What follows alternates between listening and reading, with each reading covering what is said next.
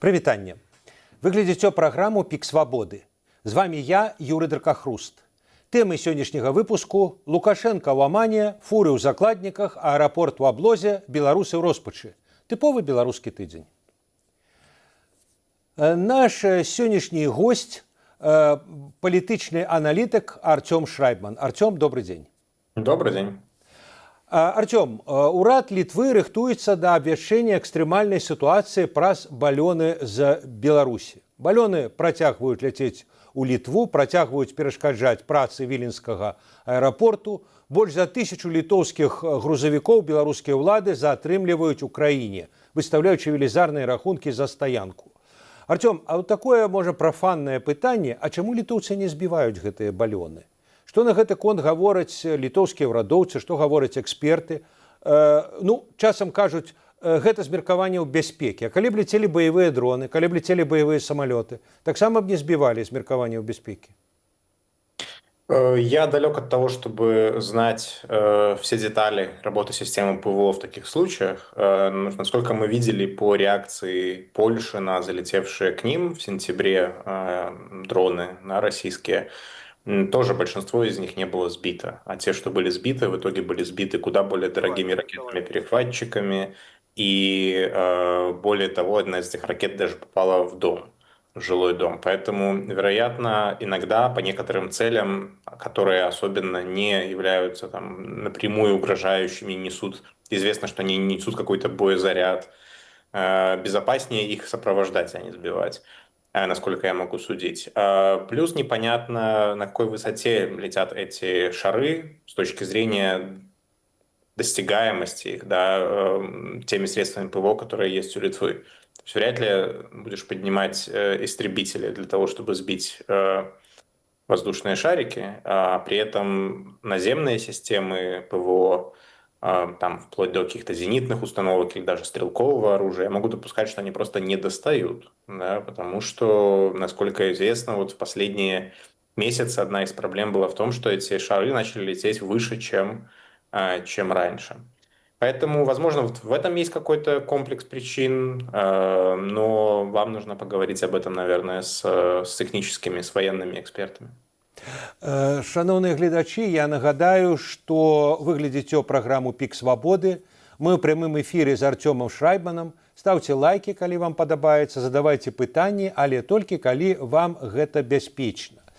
Зараз я прапаную паслухаць ацэнку сітуацыі на пачатку тыдня, якую даў у беларуска-літоўскіх адносінах былы дыпламат, кіраўнік агенцтва трансатлантычнага супрацоўніцтва Валер Кавалеўскі.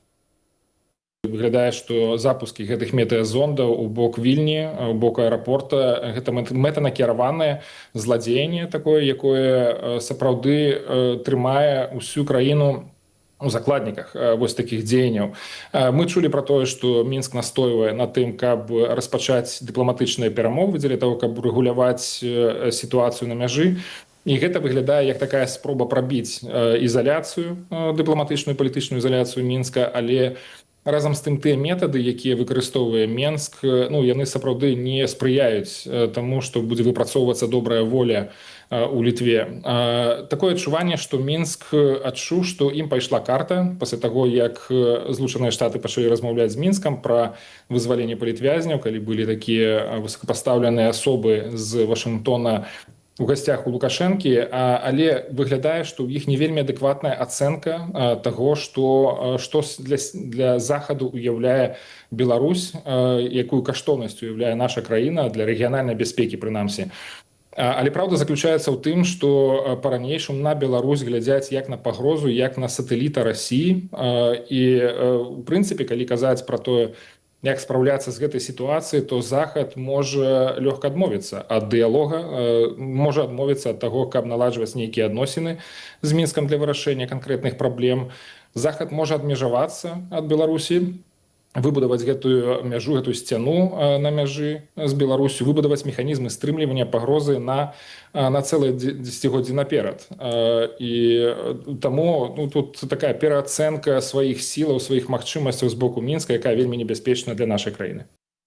Артём, вот еўрапейскі рэдактар нашай медыакарпорацыі Рикард Юзвік паведамляе, што еўразвяз, паводле яго звестак, гатовы адгукнуцца на просьбы Вільні і ўвесці адмысловы пакет санкцыяў адносна Беларусі за гібридныя атакі супраць Літвы.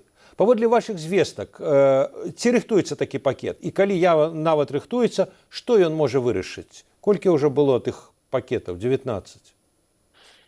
Я вот буквально так совпало, что в начале этой недели был в Брюсселе, и как раз тогда был еще один очередной всплеск волнений по поводу этих шаров, потому что опять был закрыт Вильнюсский аэропорт. И один из там собеседников, я уже не буду уточнять конкретное ведомство, но с европейской стороны сказал, что если Лукашенко хочет очередной пакет санкций, то он действительно делает для этого все, что вот необходимо, да, что это самый быстрый способ сейчас организовать себе там внеочередной пакет. Внеочередной, потому что понятное дело, что всегда идет планирование следующего пакета санкций против России и по совместительству Беларуси, но вот так можно нарваться на свой собственный индивидуальный следующий пакет санкций. Поэтому в целом, да, я думаю, что такая вероятность повышается с повышением градуса эскалации. Я не могу на 100% быть уверенным, что Лукашенко отдал приказ контрабандистам или спецслужбам: запускайте теперь все шары вот по такому-то графику в сторону Вильнюсского аэропорта. Потому что все-таки мы можем иметь дело с ошибкой выжившего при анализе этой ситуации. То есть видеть только то, где у Литвы действительно сильные там радары, системы отслеживания, и не замечать шаров, которые летят в другие направления. Потому что некоторые шары долетели в Латвию. Тут сегодня, перед началом нашего с вами эфира, видел новость, что какой-то воздушный шар нашли в Польше и задержали даже контрабандистов, которые собирались его подобрать. То есть шары летят не только в сторону Вильнюсского аэропорта. И кроме того, они, насколько я понимаю, их полеты очень зависят от направления ветра и погодных условий. То есть сказать, что это настолько же вручную управляемый феномен, как, например, ну, я не знаю, тот же миграционный кризис, да, где действительно несложно перенаправить эти потоки просто по щелчку пальца. Я, честно говоря, в этом пока не убежден. Но тот факт, что Минск не останавливает это, когда уже было понятно, что это раздражитель, что это серьезный раздражитель, что Литва открыла границу, осознавая или, вернее, рассчитывая, что это приведет к деэскалации, в том числе и вопроса с шарами, и то, что Минск не прекращает эту практику, это, конечно, сознательная эскалация, то, что этому позволено продолжаться. И, конечно же, если не получится договориться по дипломатическим каналам через американцев, которые, видимо, готовят очередной визит, ну, какие тогда останутся варианты, кроме встречной эскалации давления? Другое дело, что я абсолютно с вами согласен, что я не понимаю, почему очередной пакет санкций здесь что-то поменяет принципиально для Минска, потому что, но, объективно говоря, не так много на что его есть накладывать, а действительно болезненные меры, вроде того, что делала Польша, например, или пыталась сделать Польша с перекрытием железнодорожного транзита, даже это не привело к уступкам Минска в сентябре. В итоге Польша сама открыла эту границу. И недалеко не факт, что Китай вмешался в эту ситуацию именно на стороне Евросоюза. Поэтому вопрос об эффективных методах хоть литовского, хоть общеевропейского реагирования, он такой нетривиальный. У меня фантазии, честно говоря, не хватает придумать какую-то чудодейственную санкцию, которая могла бы для Минска стать Рубиконом, учитывая степень сегодняшней такой даже независимости, уже по сути такого прикрепленности беларускай экономики к российской. А вось якраз пра амерыканцаў цікава, што прэм'ерка Літвы Інга Ругінене днямі правяла перамовы са спецыяльным пасланнікам у Беларусі прэзідэнта США Джонам Коулам. Вось на ваш погляд, пазіцыя США ў беларускім пытанні, яна можа паспрыяць вырашэнню крызіса? Ці ў пэўным сэнсе яна его паглыбляе, умацоўвае пазіцыю Лукашэнкі? Бо Лукашенко гаворыць: слухайце, амерыканцы са мной размаўляюць, вядуць палітычны дыалог. А чё вы в Вильнюсе, вот як бы, давайте и вы, вот Коул приезжает, официальный представник, пришлите официального представника, вот у меня Рыженков, коли ласка, вот с ним размовляйте. Думаю, что для Литвы США это на сегодня все-таки единственная надежда разрулить этот кризис без либо унизительных уступок, либо какого-то негарантированно успешного давления, каких-то новых форм этого давления, попытаться договориться через американцев. Как себя поведет США в этой ситуации, действительно, я не знаю. Потому что, с одной стороны, а, да, то, что вы говорите, справедливо. И США вряд ли понимают вот эту вот гигиеническую щепетильность, с которой Литва подходит к отказу от контактов с Минском. Я думаю, что для нынешней американской администрации это вообще непонятный формат разговора. Непонятный формат вообще внешней политики. Они разговаривают со всеми, там, понятие легитимность, нелегитимность, все это, я думаю, довольно чужие термины, кроме как, если это касается использования этих слов для того, чтобы давить, например, на неугодных диктаторов вроде Мадуро. Но по факту, конечно же, это не роднит позиции Вильнюса и Вашингтона. С другой стороны, я думаю, что и Коулу, и в целом американской дипломатии тоже хватает понимания, что если они будут выполнять функцию лоббистов Лукашенко в Европе и просто позволять Лукашенко вот такими, ну, откровенно гоп-стоповскими методами, да, добиваться своих целей, задерживая грузовики, отправляя контрабанду, ну или вернее, позволяя ей отправляться небезопасным способом, то это тоже, знаете, такое вознаграждение за довольно сомнительную активность. А получается, что США потворствует вот развитию кризисов, вступается за Лукашенко, на его правилах предлагает Литве договариваться. Я не уверен, что это то, к чему готов там, и Госдепартамент, и даже Джон Кол, близкий к Трампу человек. Поэтому это для меня пока не решенный вопрос, какой позиции выступят США. Понятно, что у них есть рычаги даже без серьезного давления санкционного или чего-то подобного, просто попросить Минск перестать это делать, если Минск заинтересован в продолжении диалога. Я думаю, это был бы весомый аргумент, возможно, даже более простой, чем попытки принудить Литву к унизительному для себя разговору с Лукашенко или с Роженковым. А вось на ваш погляд, як вырашыцца, можа быць, самая вострая частка гэтага сюжэту? Грузавікі стаяць на стаянках, ім выставляюць рахункі, яны нешта плацяць, парушаючы, дарэчы, тыя ж санкцыі. Лукашенко вельмі пісьменна выкарыстоўвае ва ўнутрыпалітычнай сітуацыі этот козырь. Перавозчыкі абураныя, перавозчыкі прад'яўляюць прэтэнзіі не Лукашенку, а свайму ўраду, перекрывают там некие шляхи, а Лукашенко, ну так бы мовить, а мне кубочек кавы, а я назираю за этим за всем. Вельми цікаво, прикалываюсь. Правда, литовский урад говорит, что перевозчикам варто помитинговать, попротестовать в Беларуси. Ну да, мы себе уявляем, какие были наступства. Так вот, на ваш погляд, вот этот сюжет, и есть шансы, что он будет вырашен як-то, неким, ким? Ну, он будет решен просто по факту того, что даже Минск угрожает, что эти фуры будут в итоге конфискованы, если они не будут своевременно там оплачены будут все счета. Да? То есть, в принципе, у Минска есть формат пойти на крайнюю эскалацию, забрать эти грузовики в случае, если они перестанут быть стимулирующим фактором давления на Литву. Да? Если они увидят, что Литва не уступает вообще и согласилась, так сказать, списать это на потери, это, в принципе, возможный сценарий. Другой возможный сценарий, что каким-то образом Литва пойдет на более-менее унизительные контакты и договорится о выводе этих грузовиков. Может быть, не на уровне Роженкова, может быть, торгуются на какой-то меньший уровень. Мы наблюдаем за динамичной ситуацией, и как бы угадать, чем она закончится, это такое довольно неблагодарное занятие, чем-то напоминающее разговор про динозавра и знаете, 50% что появится, 50% что не появится. Поэтому увидим. Это переговоры, которые идут с участием далеко даже не двух сторон, и они могут завершиться абсолютно по-разному. Шановныя гледачы, яшчэ раз нагадаю вам, што вы глядзіце праграму «Пік свабоды». Мы ў прямым эфіры з Арцёмам Шрайбманам. Ставце лайкі, калі падабаецца.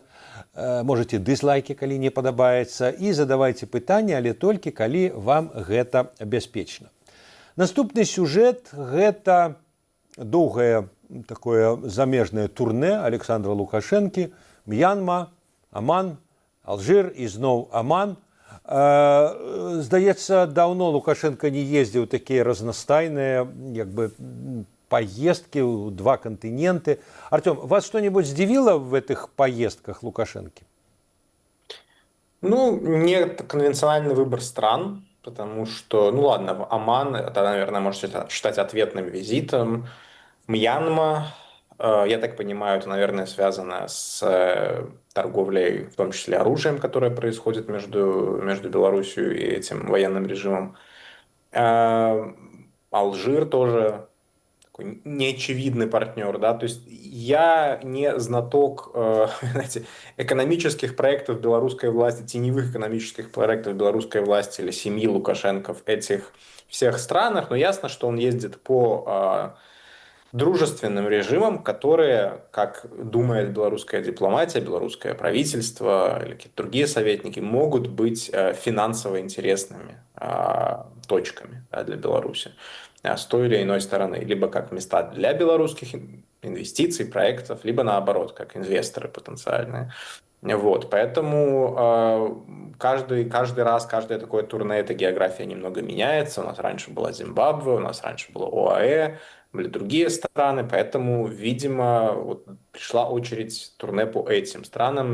МИД таким образом сверстал, ну, может быть, не только МИД, сверстали ему эту географию поездок. Знающие люди говорят, что, я вот здесь сошлюсь на Павла Слюнькина, он, по-моему, в Твиттере писал об этом, бывший дипломат, что у Лукашенко просто регулярно есть отпуск, вот примерно в эти дни, который совмещается с такими полурабочими визитами, полусемейными, полурабочими, полуотпускными, и он зачастую проводит его именно в этом регионе, вот именно в регионе Ближнего Востока, Персидского залива. И поэтому, возможно, вокруг этой традиции была выстроена география поездки. Но, честно говоря, тут надо полагаться на расследования белорусских расследовательских служб, Белпола, других структур, которые этим занимаются, которые, наверное, в течение следующих месяцев, недель раскопают какую-то действительную фактуру о том, что там обсуждается и какие из этих визитов будут иметь за собой последствия, потому что зачастую, если посмотрим на последние годы, Лукашенко куда-то приезжает,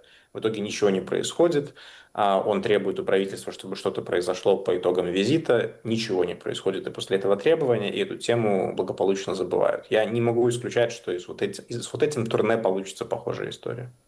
Вось як пракаментаваў гэтыя паездкі, загадкі гэтых паездак палітычны аглядальнік свабоды Валер Карбалевіч. Султан Омана приезжал с официальным визитом у Беларусь у пачатку кастрычніка. Не прайшло і 2 месяцаў, як Лукашенко едзе з візітам у адказ. І толькі на 4-й дзень візіту ён сустракаецца з султанам Омана. Яшчэ больш дзіўны быў склад дэлегацыі Беларусі.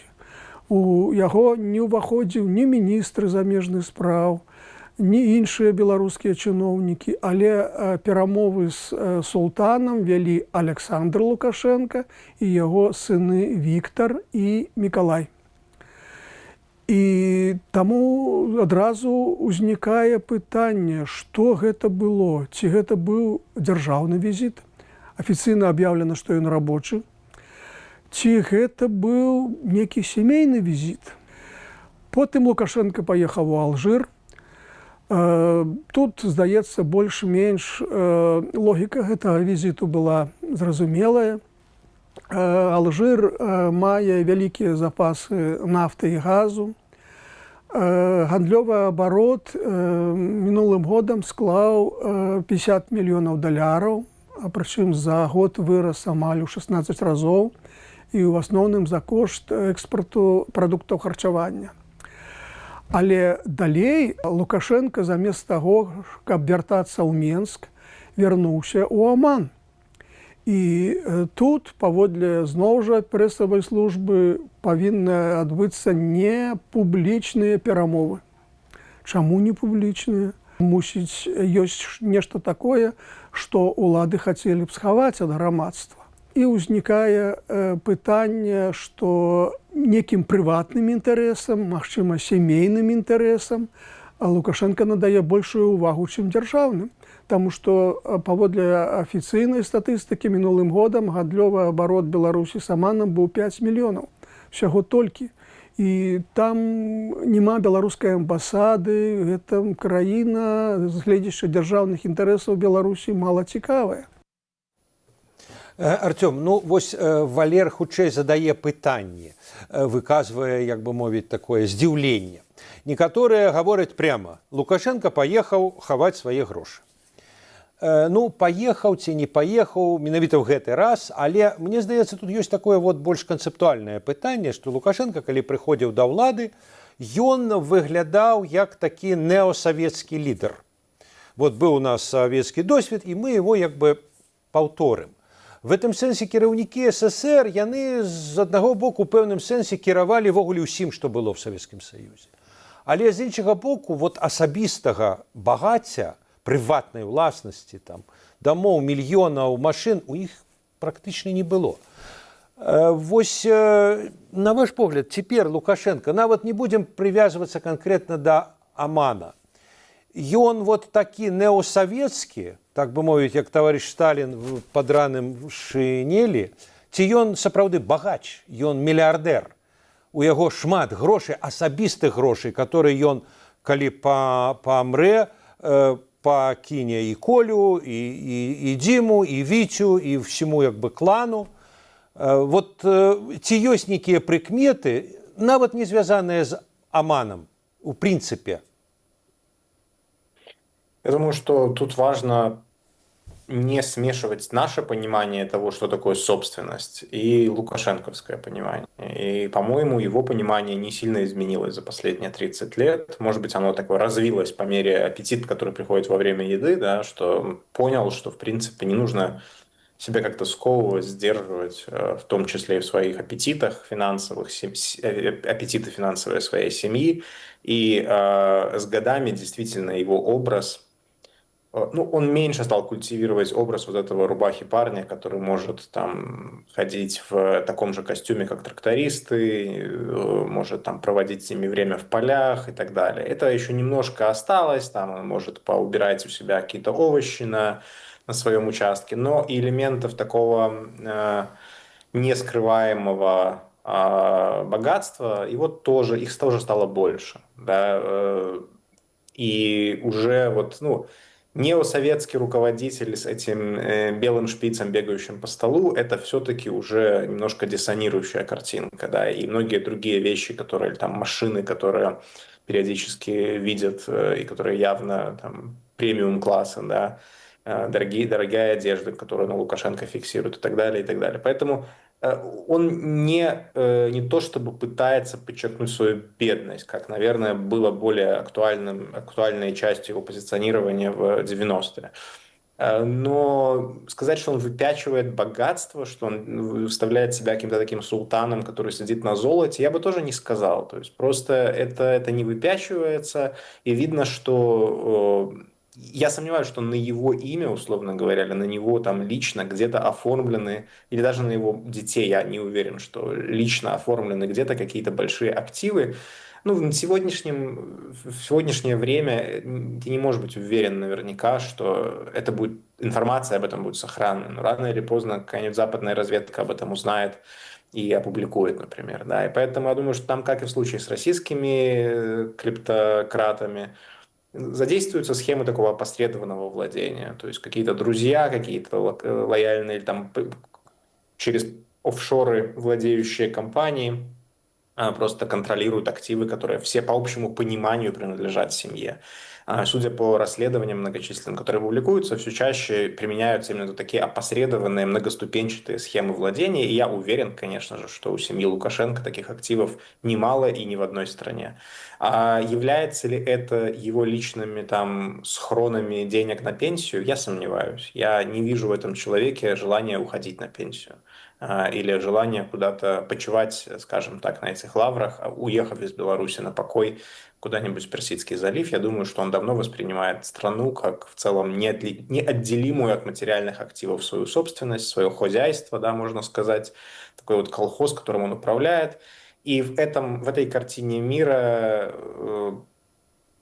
где у тебя есть счета, где у тебя нет счетов, не имеет большого значения, по-моему. Возможно, иное мнение, иной подход у членов его семьи, которые моложе, которым жить после Александра Лукашенко. И я думаю, что они скорее должны быть обеспокоены там, будущими сохранностью своих активов, чем он, который себя уже, в принципе, слил с этим государством и в принципе, вот аргумент о том, что все, что у меня есть, и дорогие самолеты, и дворцы, и все остальное, это все государственное, он же тоже часто звучит, да, что это не мое личное, это подарок государству, или государство эту резиденцию следующий президент заедет и так далее. То есть вот от этой идеи, что я-то сам как бы человек небогатый, просто пользуюсь государственным имуществом, он тоже использует.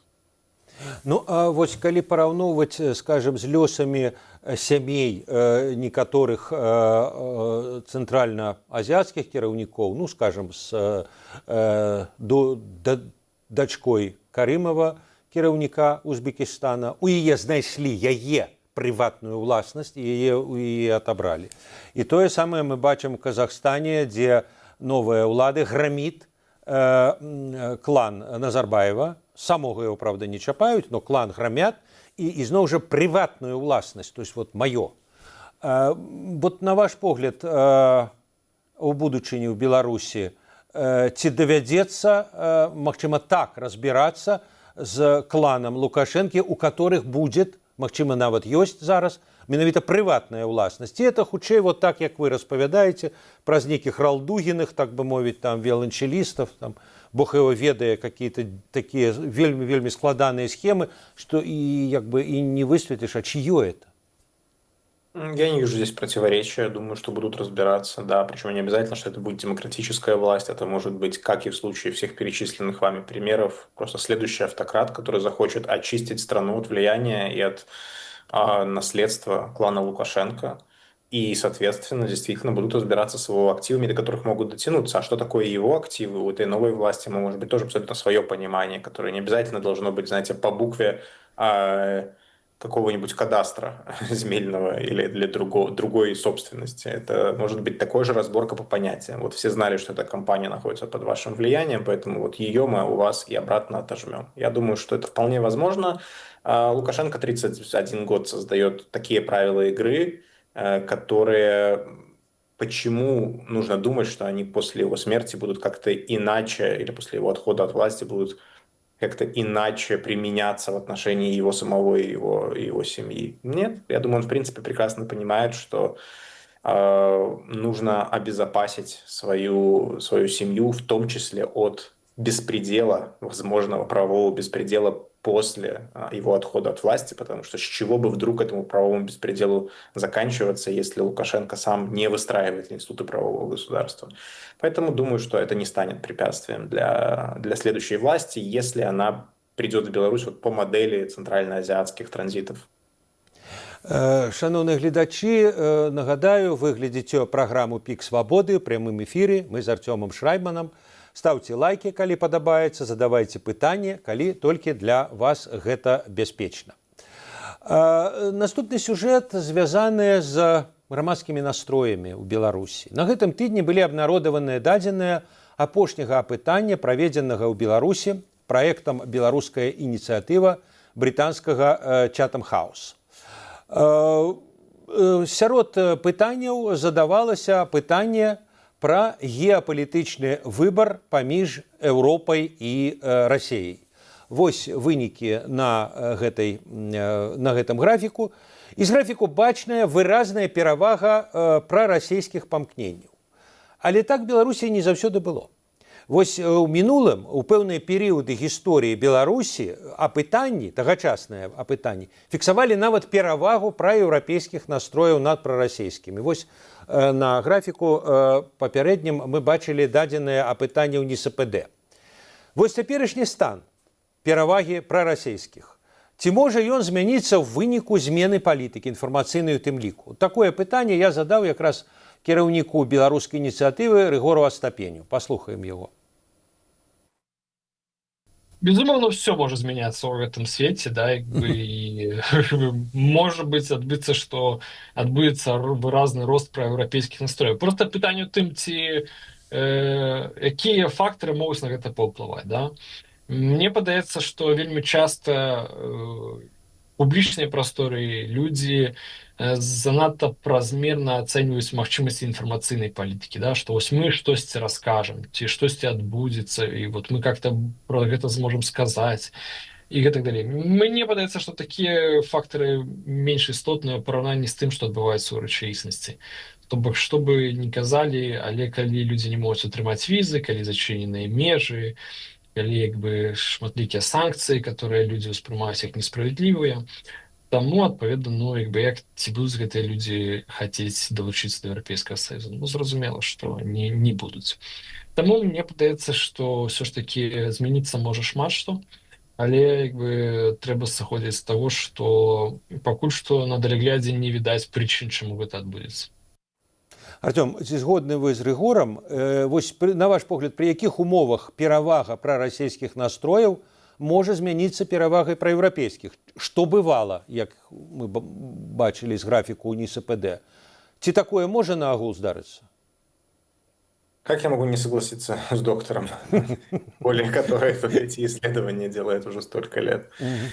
Я, конечно, согласен с тем, что все это может измениться, как изменялось в прошлом, потому что белорусское общество не застывшее в граните, и несмотря на наличие каких-то таких, видимо, очень глубоко укорененных взглядов, связанных с пацифизмом, связанных с отторжением войны и насилия, вот как раз-таки геополитические ориентации, судя по тому графику, который вы показали, исторически были волатильны, и они довольно так явно реагировали, очень так почти мгновенно по историческим меркам реагировали на политические циклы.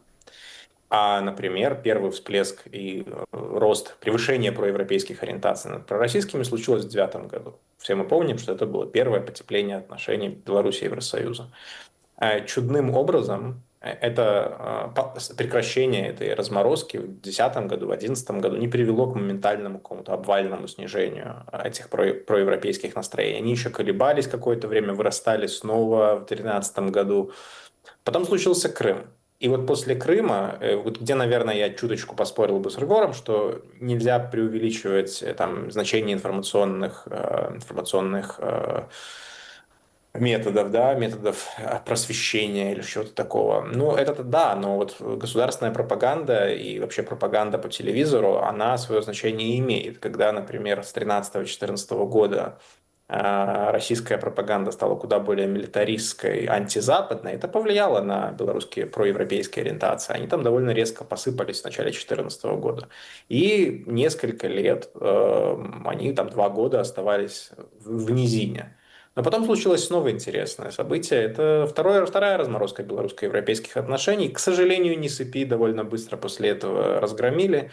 Но мы увидели, что в последние 2 опроса, которые они проводили уже в 2016 году, мы снова увидели довольно четкий и быстрый рост проевропейских настроений, даже несмотря на то, что российская пропаганда продолжалась антизападная, антиукраинская, милитаристская пропаганда такого нового поколения российское, но белорусское общественное мнение отреагировало на политический цикл. Оно увидело, что отношения с Россией портятся, Лукашенко там отказывался от авиабазы, от Евразийского союза, тормозил его подписание, да, а в это же время начинал дружить с Западом, отменялись санкции и так далее. То есть и люди увидели, особенно люди, которые формируют свое мнение не в зависимости от глубинных ценностных там, установок в отношении Евросоюза, а просто потому что вот сейчас такой мейнстрим, да, сейчас власть движется в эту сторону. Люди отреагировали. И мы это видим и в этом году. Что самое интересное, вот этого, к сожалению, мне кажется, этого не было в последнем вопросе у Чатама, но это было в вопросе у Айсанса, который они публиковали тоже пару месяцев назад. За последние несколько месяцев выросли симпатии белорусов к США. Ну, с чего бы это могло произойти? Да, кроме как, потому что у Беларуси и у США новый этап отношений, а в том числе и российская пропаганда стала куда меньше нападать именно на США. Переключили фокус на Европу, Англию и так далее. Поэтому информационное поле имеет свое влияние, но с чем я согласен, что пытаться переубедить людей вот как-то аргументами, в том, что вам надо полюбить Евросоюз в ситуации войны в регионе и закрытых там, или полузакрытых границ, но это, конечно, довольно такая наивная установка. Добра, дзякуй вялікі Артём. Я нагадаю нашим гледачам, што з намі быў палітычны аналітык Артём Шрайбман. А як мы ўжо казалі, у Літвы з Беларусю востры канфлікт. А суседняя Польша ў разгар гэтага канфлікту месяц таму адкрыла памежныя пераходы на мяжы з Беларусю, якія былі закрытыя на працягу некалькіх гадоў. У чым разыходжанні паміж Літвой і Польшай у беларускім пытанні?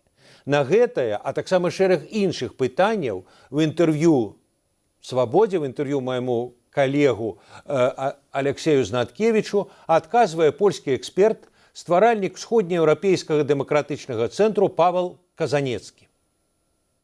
Што, на вашу думку, павінны Еўразвяз рабіць цяпер у гэтай сітуацыі? Ці можна неяк адкаціць вось гэтую залежнасць ад Расіі і Беларусі хаця б трошкі? Ці можна неяк адарваць Лукашэнку ад Расіі хоць трошкі? Гэта перадусім рашэнне Лукашэнкі, і мы мусім мець гэтага сведамасць. А таксама вся сітуацыя залежыць ад таго, як далей будзе адбывацца, як закончыцца вайна расійска-украінска, таму што вся міжнародная сітуацыя ў нашым рэгіёне залежыць якраз перадусім ад гэтага чынніку. І мне здаецца, што на гэты момант Еўрасаюз не можа шмат зрабіць. Я асабіста бачу, што то, што зараз адбываецца, гэта толькі вокна магчымасцяў пэўных пераменаў, але мусім памятаць, што сітуацыя ўнутры Беларусі дагэтуль не памянялася, і все жэсты, якія так пазітыўна ацэньваюць розныя аналітыкі, звальненне некаторых палітвязняў, гэта все замяняецца новымі палітвязнямі. Таму пра агульную змену сітуацыі вельмі складана казаць. Што можа зрабіць Еўрасаюз? Я думаю, што вельмі важна, каб увесь час спадарыні Ціханаўска і прадстаўнікі беларускай апазіцыі ў дыяспоры мелі падтрымку Еўрасаюзу, таму што сапраўдныя перамены пачнуцца толькі тады, калі ў Беларусі пачнецца нейкі дыялог і адкрытасць да новага палітычнага працэсу. І без удзелу удзельнікаў гэтага працэсу, якія раней знаходзіліся на гэтай сцэне, практычна ён немагчымы. Нядаўняе рашэнне Польшчы адкрыць два дадатковыя памежныя пункты ў той час, як Літва на той момант яшчэ мела закрытую мяжу в сувязі з канфліктам, в сувязі з гэтымі паветранымі балёнамі, якія прыляталі і працягваюць прылятаць. Ці не паказала яно, на вашу думку, няўзгодненасць у дзеяннях краінаў развязу, нават такіх блізкіх суседзяў, як Польшча і Літва, і што яны выступалі хутчэй нават як канкурэнты, чым як дзве краіны, якія дамаўляюцца пра супольную палітыку? Я бы не ацэньваў гэтага як канкурэнцыя. Дарэчы, я сам меў нагоду папасць у зачыненую зону, якраз на мінулым тыдні я быў у Вільні, і мой самалот не адлецеў у час, там таксама было некалькі дзён перапынкаў, але я не думаю, што гэта канкурэнцыя паміж Літвой а Польшчай. Гэта больш пытанне якраз уплыву і размоваў, перамоваў з кітайскім бокам. Польшча утрымлівае з Кітаем дыпламатычныя і тарговыя адносіны, а Літва гэтыя адносіны сарвала ўжо пэўны час таму, падтрымліваючы Тайвань. Таму я бы больш все ж таки глядзеў тут на пытанне палітычнай пазіцыі Китая і магчымасцяў. Так, Літва проста гэтых магчымасцяў адносінаў і ўплыву на сітуацыю з Беларусю і з мяжой не мае. Як вы лічыце, ці ёсць прынцыповае разыходжанне ў цяперашняй палітыцы адносна Беларусі паміж Злучанымі Штатамі з аднаго боку, а з другого боку Еўрапейскім звязам? Калі яно ёсць, то яно вынікае перадусім з адносінаў да таго, да myślenia пра тое, якім чынам закончыць вайну расійска-украінскую. Таму што я лічу, што ўсе размовы з Лукашэнкам і нават пытанне звольнення палітвязняў, яно звязана таксама з перамовамі з Расіяй. Беларусь і Лукашенка ёсць проста адным з каналаў камунікацыі з расійскімі дыпламатамі ці з расійскай адміністрацыяй. кремлёўскай адміністрацыяй. І мне здаецца, што гэта толькі частка гэтага працэсу. І паколькі гэты працэс перадусім зараз вядуць Спалучаныя Штаты, і пазіцыя Спалучаных Штатаў Амерыкі адносна перамоваў наконт прыпынення вайны адрозніваецца ад пазіцыі Еўрасаюзу. Адтуль таксама вынікае гэта розніца в падыходзе да размоваў з Лукашэнкам. Трэба таксама памятаць, што Спалучаныя Штаты не маюць межы з Беларусю і не маюць праблемы мігрантаў, якія праходзяць гэту мяжу, і не маюць праблемаў балёнаў, якія запускаюцца на аэрапорт у Вільні. Таму маштаб і скажем так, тое, што гэтыя праблемы для Спалучаных Штатаў ёсць далёкімі, і Спалучаныя Штаты больш зацікаўлены вырашэннем праблемаў, звязаных з Венесуэлай, з Паўдзеннай Амерыкай, якая знаходзіцца ў непасрэдных сферы інтарэсаў Спалучаных Штатаў. Но гэта ж галоўная справа, якая вядзе да таго, што інтарэсы Еўразвязу і інтарэсы Спалучаных Штатаў адрозніваюцца. Наколькі, на вашу думку, могуць быць паспяховымі высілкі Злучаных Штатаў па вызваленні беларускіх палітычных вязняў? Настолькі, наколькі можа быць паспяховы працэс спынення вайны в Украіне. А як гэта звязана? Вы маглі патлумачыць механізм, як вы бачыце, як гэта можа адбыцца? Я проста лічу, што Беларусь не з'яўляецца галоўным гульцом на гэтай сцэне. Усе працэсы ці усе сітуацыі у нашым рэгіёне Спалучаныя Штаты разглядаюць супольна. І трэба таксама памятаць, што у тым сэнсе, што Беларусь дапусціла тое, што расійскія войскі прайшлі праз яе тэрыторыю ў час агрэсіі на Украіну, абазначае, што Беларусь ёсць таксама суучаснікам вайны на адным з бакоў, на якім гэта зразумела. І все працэсы перамоўныя, все працэсы дыпламатычныя, якія адбываюцца, яны адбываюцца паміж двумя бакамі разам. Так як я ўжо сказаў, лічу, што размовы з Лукашэнкам ёсць толькі часткай кантактаў з кремлёўскай адміністрацыяй, і не бачу магчымасці, каб праблема Украіны і праблема Беларусі былі вырашаны аддзельна. На вашу думку, ці магчымыя нейкія палітычныя змены ў Беларусі без радыкальных зменаў у Расіі? Не. Я лічу, што перадусім павінна адбыцца змена ў самой Расіі. Не веру ў хуткія працэсы зменаў внутры Беларусі, хаця б для таго, што Беларусь не з'яўляецца незалежнай краінай. І паколькі суверэнітэт Беларусі вельмі абмежаваны, любыя працэсы ўнутры краіны магчымыя толькі тады, калі пачнуцца палітычныя змены ў Расіі. На вашу думку, што ўнутры Беларусі яшчэ вырашае Лукашенко, а што ён мусіць рабіць паводле таго, што скажа Москва? Гэта хіба найбольш складанае пытанне для мяне. Мне здаецца, што Лукашенко можа вырашаць справы палітвязняў. Гэта ў ягонай кампетэнцыі. Ці можа штосьці больш вырашаць? Сумняваюся. Все ж таки Лукашенко і эканамічна, і палітычна, і вайскова поўнасцю залежыць ад Расіі. Якую з пазіцыі сённяшняга дня ацэньваецца пратэсты ў Беларусі 2020 году? Бо ёсць некаторыя ацэнкі, што менавіта гэтыя пратэсты настолькі запалохалі Лукашэнку, што цалкам яго зрабілі залежным ад Расіі і прымусілі рабіць яшчэ большыя крокі да сыходу пад расійскі ўплыў. У пэўным сэнсе гэта праўда, толькі ці гэта повод, для якіх трэба зменшаць ролю гэтых дэманстрацый, я не ўпэўнены. Я лічу, што гэты зрыў быў вельмі важны. Ён паказаў, якія вялікія перамены грамадскія адбыліся ў Беларусі.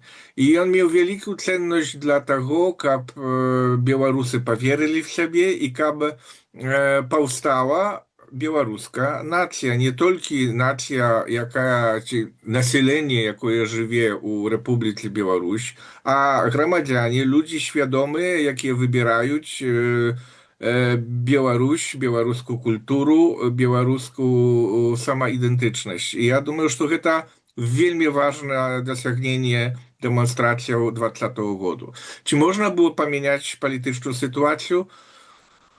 Хутчэй за ўсё не. Я меў шмат розных дыскусіяў з маімі сябрамі, таксама беларусамі на гэты конт. І я пасля 2020 года лічу, што памылкай было тое, што улада, якая пэўны момент некалькі дзён проста ляжала на вуліцы, і што не было тых лідараў, якія былі бы гатовы падняць гэтую уладу, взять будынкі ўраду і пачаць кіраваць усім працэсам. І я хацеў бы спытацца, калі вы параўноўваеце вашыя кантакты з беларускай апазіцыяй 20 гадоў таму, 25 гадоў таму, і цяпер, вось, на вашу думку, з вашых ацэнак, як змяніўся ўплыў беларускай апазіцыі на грамадства параўнальна з тымі гадамі? Гэта добрае пытанне. З аднаго боку, беларуская апазіцыя заўсёды мела вельмі абмежаваны ўплыў на шырокія масы беларускіх грамадзянаў. З другога боку, колькасць структураў, людзей заангажаваных в структуры, мне здаецца, была большая. Але гэта можа вынікаць таксама з магчымасцяў, якія з'явіліся зразу пасля перастройкі, з таго, што паўстаў масавы рух БНФ, з таго, што паўставалі першыя палітычныя партіі і што прадстаўнікі апазіцыі маглі ўдзельнічаць на розных узроўнях улады, пачынаючы ад парламента, заканчваючы мясцовым самакіраваннем, якого пачаткі ствараліся ў 90-х годах у Беларусі.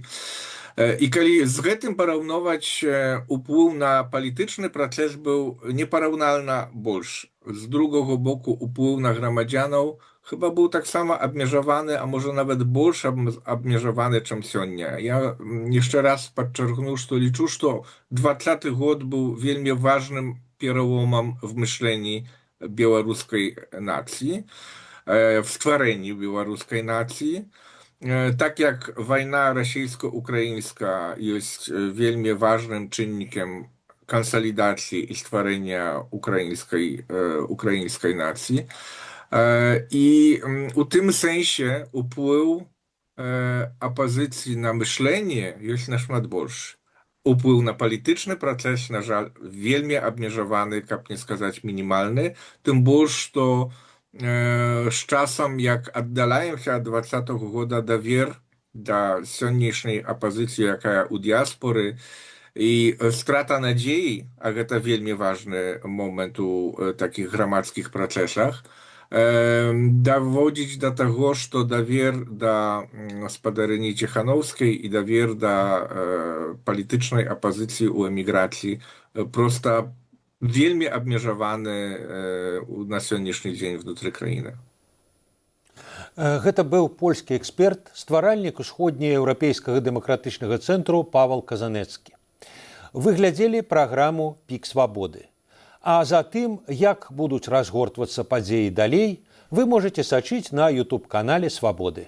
Заставайцеся са свабодай.